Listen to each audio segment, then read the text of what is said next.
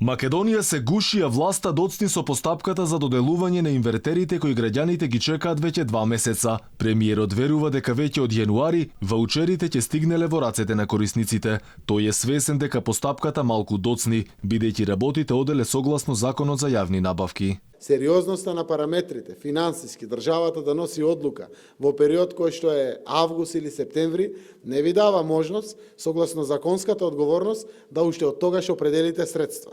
Инвертерите нема да ги намалат последиците од лошата состојба со загаденоста. Според познавачите на состојбите, тоа било само козметичка мерка која сама по себе е недоволна.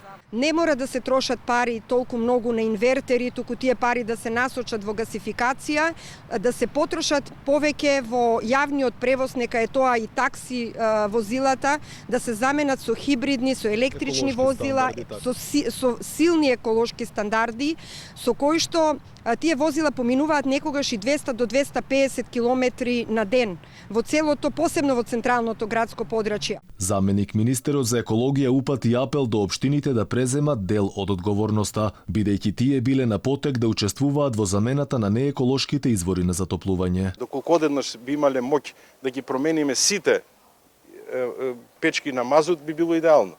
Но тоа е и време и средства, но тоа е патот по кој што мораме да одиме. Во меѓувреме од граѓанските организации најавуваат протести и ги повикуваат граѓаните да излезат на улици да се изборат за почиста средина, зашто според нив институциите речиси ништо да не прават.